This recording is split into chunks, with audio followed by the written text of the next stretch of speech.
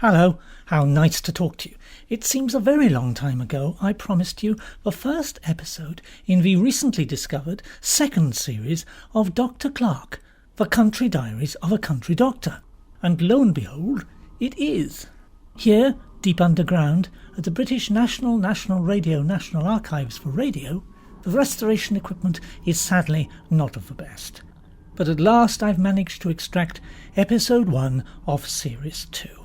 Under the auspices of a new producer, this second series had an overarching umbrella theme, an arc, as we might say today, called A Doctor's Progress, which begins with Dr. Clark, but I don't want to spoil it for you.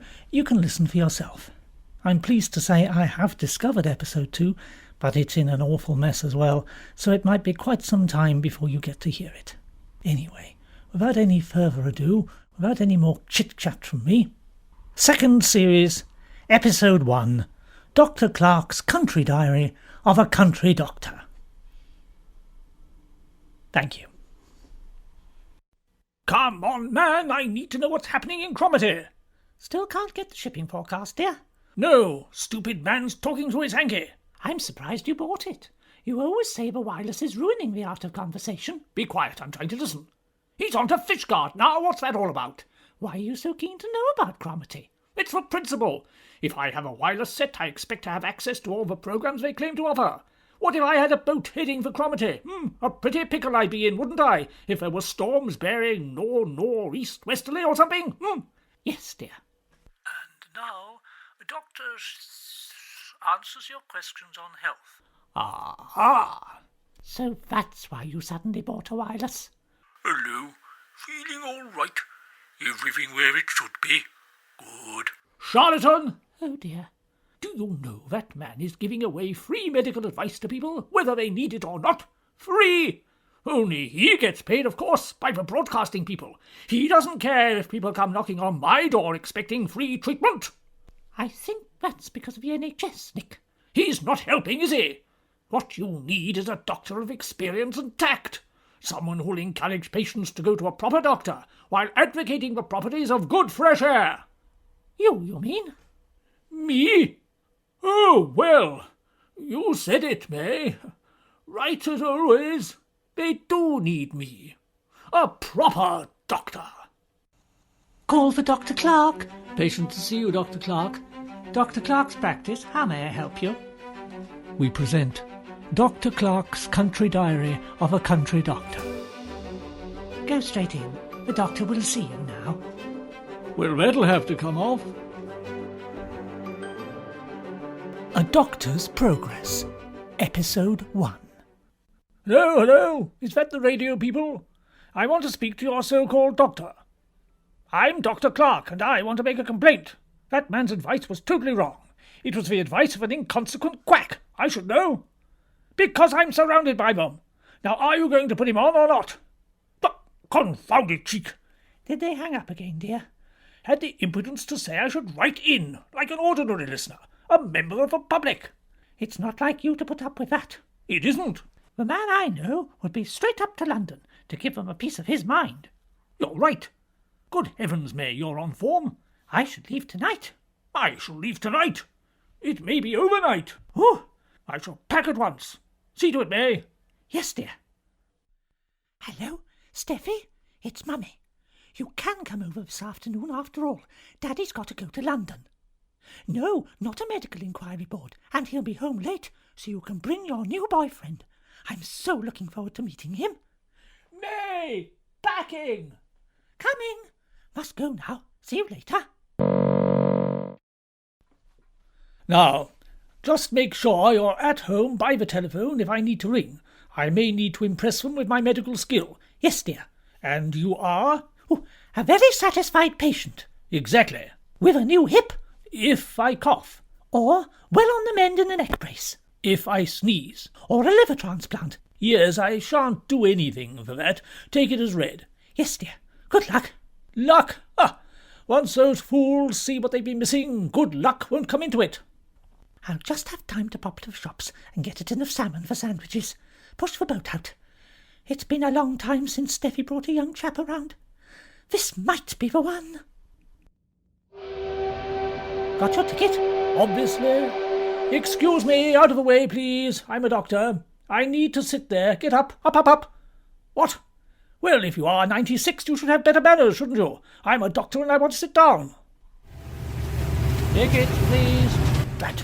May must have forgotten to give it to me. Ticket, please, sir. This lady has mine. Eh? Well, you said it's your seat. You can't make all that fuss 1 minute, then abdicate all responsibility for it the next. Then where are you sitting, sir? Nowhere. I need the lavatory. Have you a special one for doctors? No, we don't. He's a madman! Just a moment, sir. Look, you can't detain me when I'm on a medical emergency. I may not know much about the law, but I know what I like. Out of the way.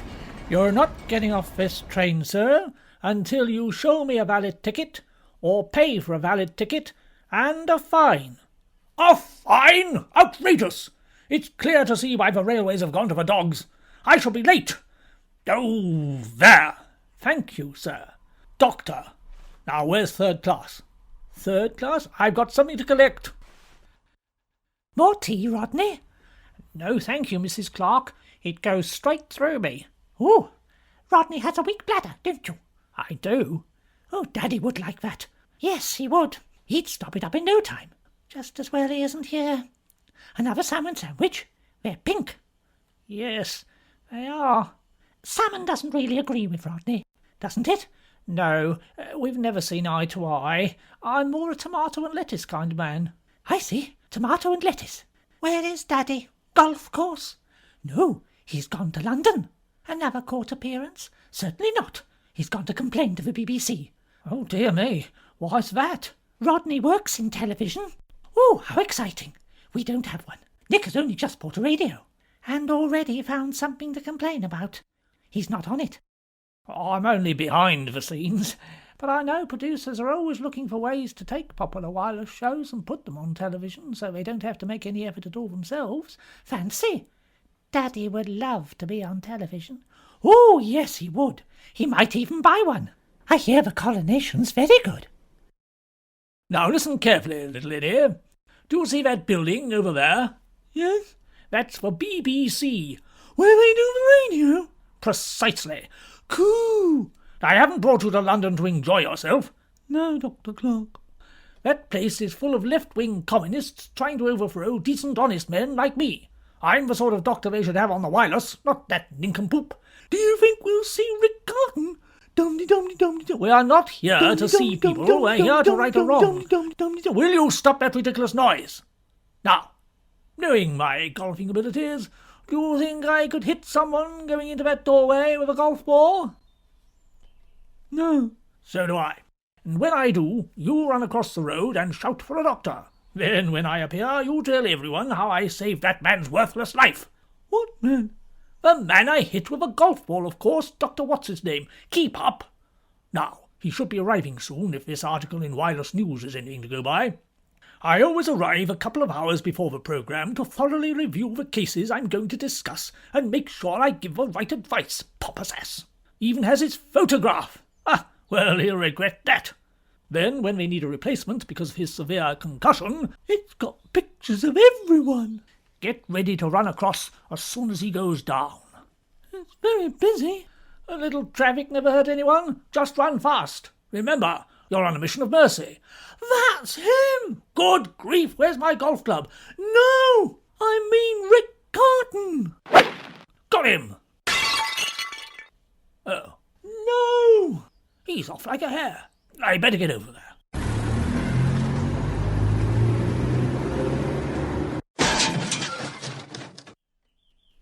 Just put the sandwich in the plant pot.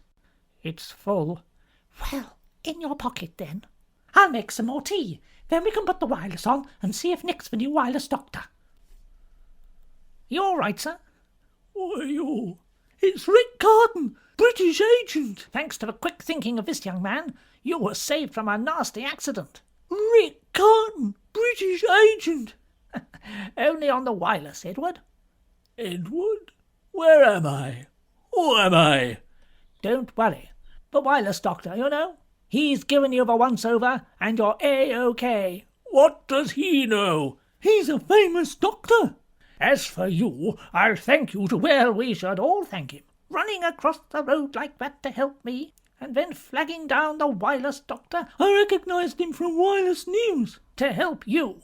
This brave little chap deserves a reward. It was my copy of Wireless News. What would you really like, Edward? Well... And don't forget, if you've ever been in a road accident, make sure it's not through your own stupidity. Until next time, good night, and keep your peckers up. Well, Nick wasn't on it at all. I bet he's on the news. Well, we should be going, Mummy. Are you sure? Yes, Rodney. You've got a busy day tomorrow. Television's very demanding.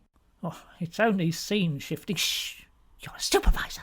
Don't put yourself down.